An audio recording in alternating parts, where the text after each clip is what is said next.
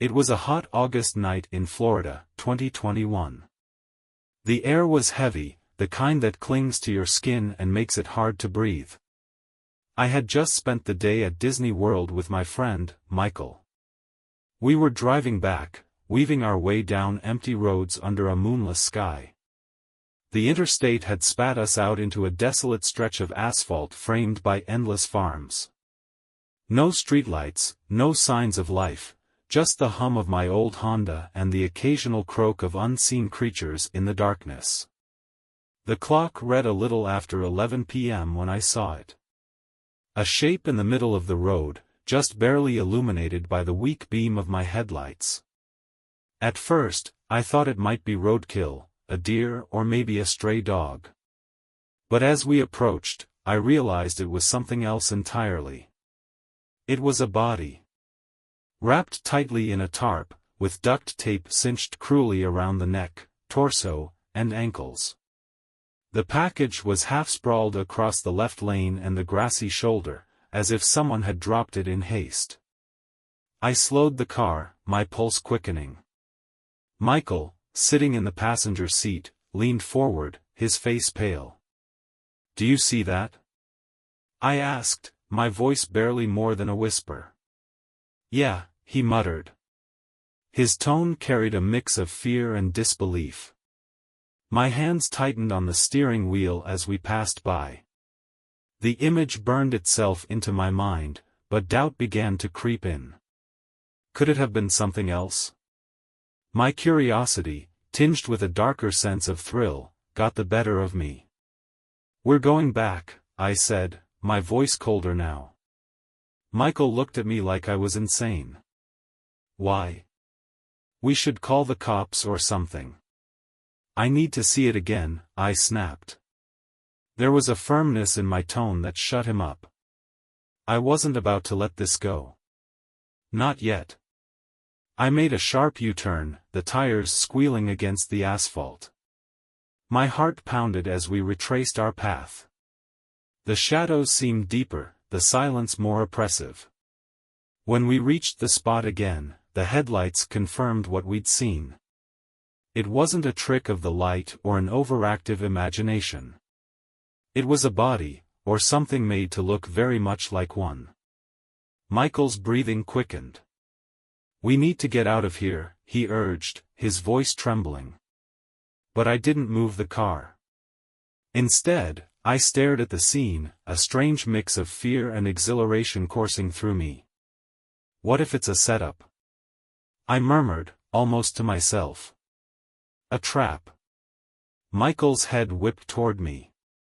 A trap? What the hell are you talking about? Think about it, I said, my tone steady despite the adrenaline. Why leave it out here, so obvious? Maybe someone's waiting, watching, to see who stops. Michael's face drained of color. "We have to call 911. I nodded slowly. "Yeah, you're right." But even as I agreed, my mind was spinning with possibilities. Who had left it here? And why? There was something about the scene that felt calculated, almost deliberate, and that intrigued me in a way I didn't fully understand. I pulled onto a side street, far enough away to feel some semblance of safety, and dialed 911. The operator's voice was calm and detached as I described what we'd found.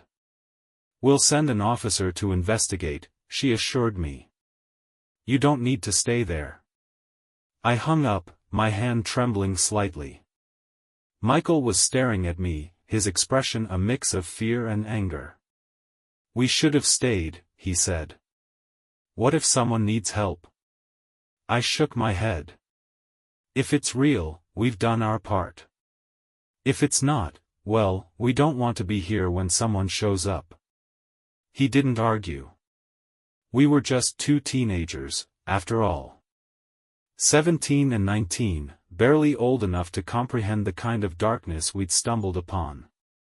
I dropped Michael off at his house, the weight of the night's events pressing down on us both. As I drove home alone, the questions gnawed at me. Who had left it there? What had we really seen? And why couldn't I shake the feeling that this wasn't over? I never found any news articles about it. No reports of a body discovered, no follow-up from the police. It was as if that moment had existed in a vacuum, a brief glimpse into a world I wasn't supposed to see.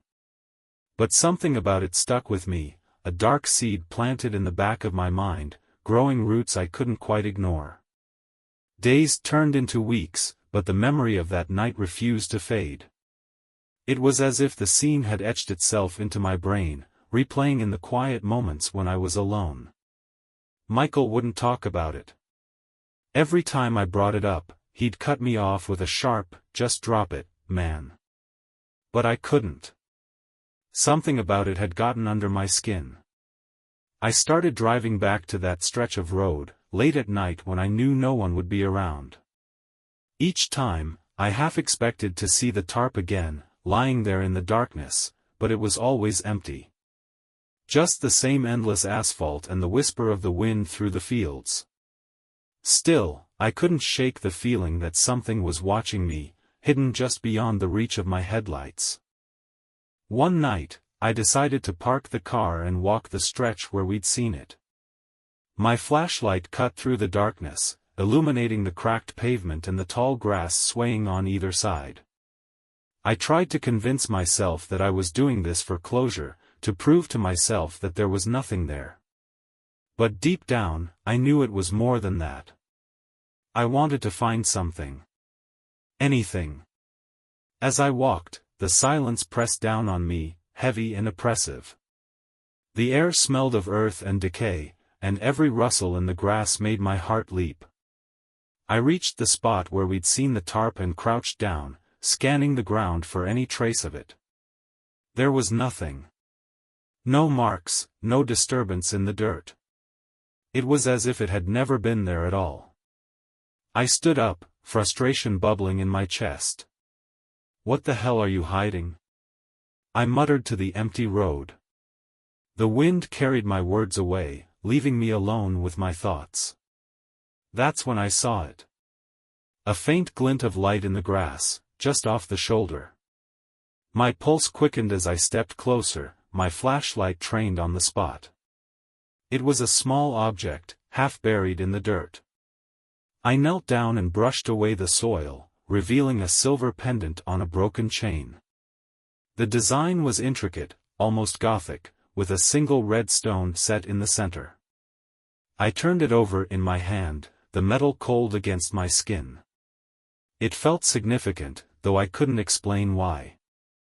Slipping it into my pocket, I stood up and scanned the area one last time before heading back to my car. The drive home was a blur, my mind racing with questions. Who had left it there? And why did it feel like it was meant for me to find? The pendant became my obsession. I couldn't stop thinking about it, running my fingers over its surface as I lay awake at night. It felt almost alive, as if it was waiting for something. Or maybe for someone. I started researching symbols and pendants, spending hours poring over books and obscure websites. Most of it was useless, but one night, I stumbled across an image that made my blood run cold. It was a drawing of a pendant almost identical to mine, accompanied by a passage that spoke of a watcher, an entity bound to the object, drawn to those who found it. The passage described the watcher as neither good nor evil, but something in between. A presence that observed, waited, and acted when the time was right. The thought sent a shiver down my spine, but I couldn't tear my eyes away. It felt like the pieces were starting to come together, though the picture they formed was still unclear. Michael noticed the change in me. "You're acting weird," he said one afternoon as we sat in his garage, the smell of gasoline and old wood hanging in the air. "Ever since that night, you've been different." I shrugged, not meeting his eyes. "You wouldn't understand." "Try me," he said, his voice softer now. "Look, I know that night messed us up. But you've got to let it go." I pulled the pendant from my pocket and held it up, the red stone catching the light. "I found this," I said. "Near where we saw the body." Michael's eyes widened.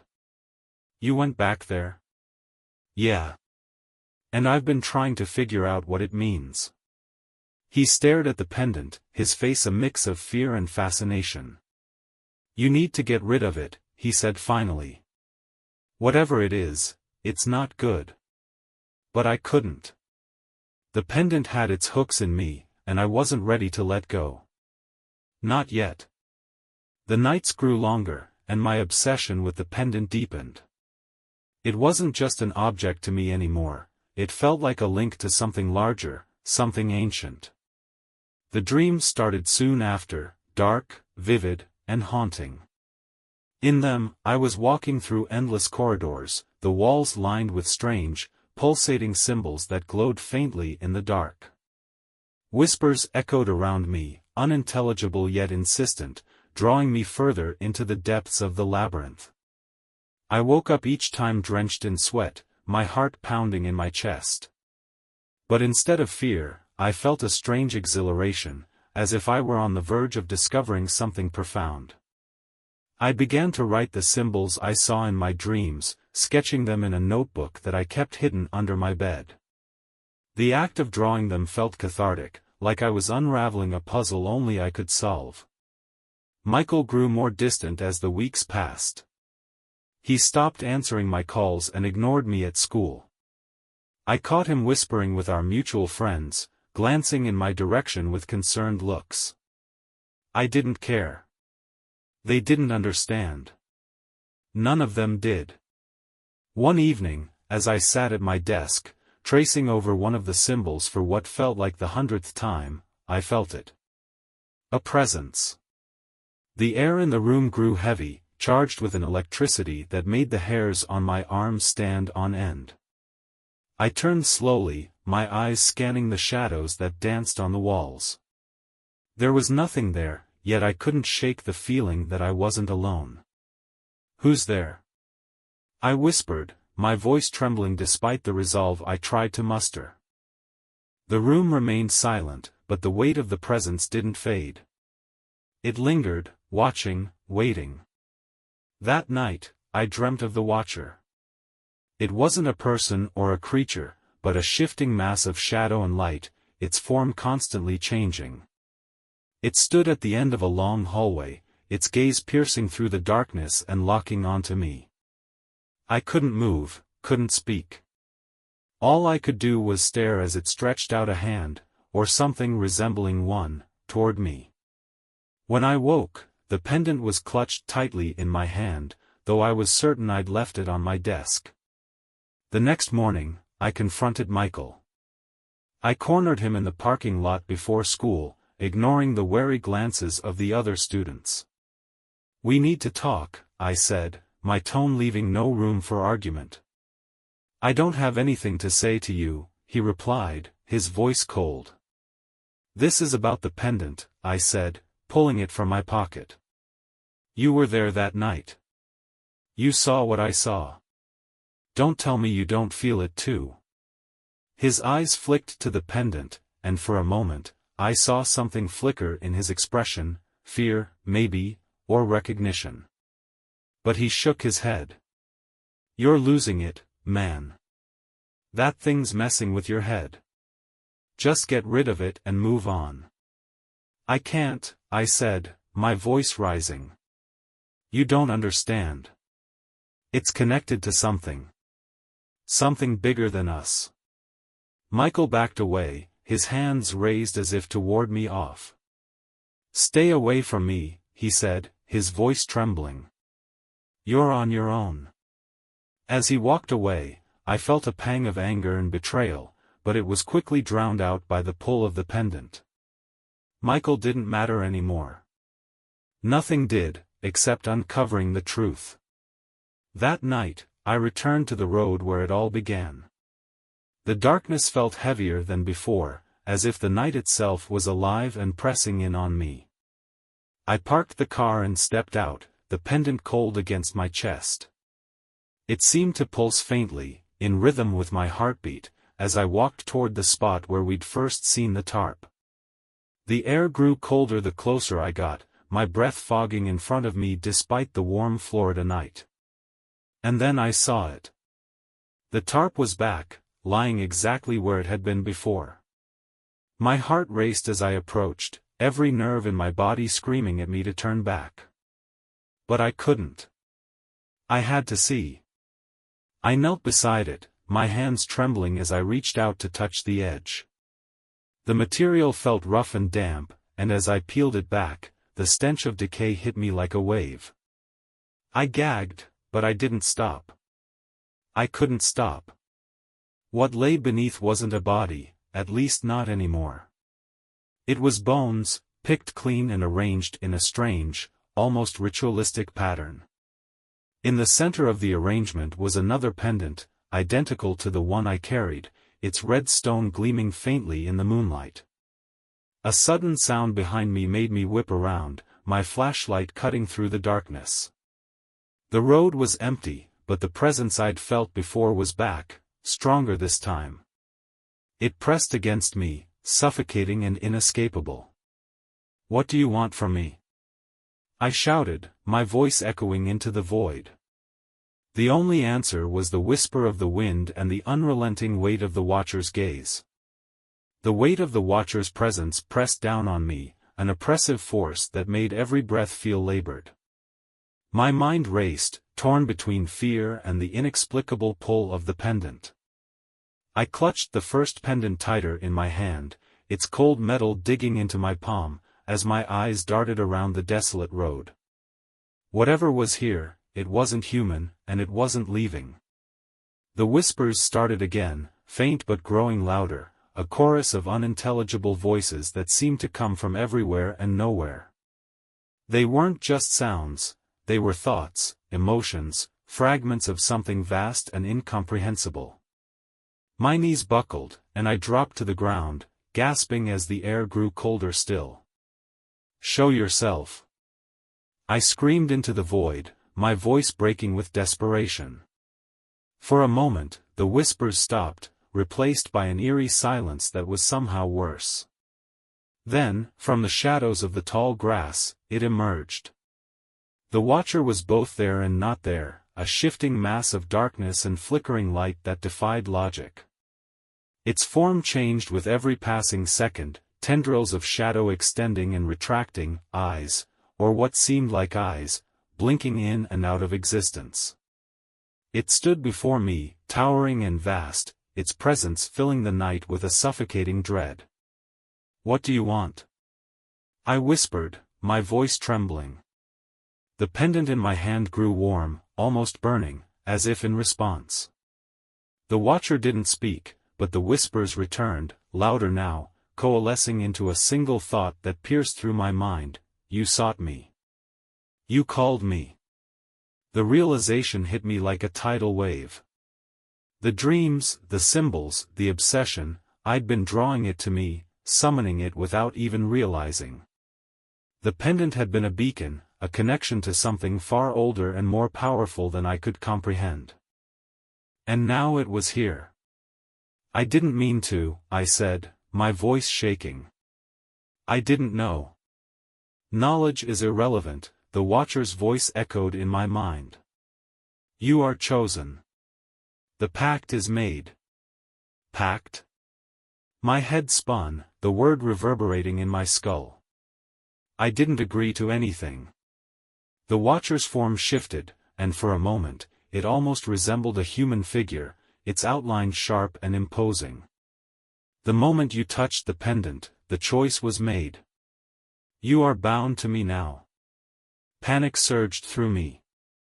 I scrambled to my feet, clutching both pendants as if they could protect me. "I don't want this," I shouted. "Take it back. Leave me alone." The Watcher didn't move, but its presence grew heavier, more oppressive. "You cannot escape what you are," it said. "The bond is eternal. Through you, I will see. Through you, I will act." A flood of images filled my mind, visions of chaos and destruction, of lives torn apart and shadows creeping through the cracks of reality. I saw myself standing at the center of it all, the pendants glowing with an unholy light as the world crumbled around me. "No," I whispered, tears streaming down my face.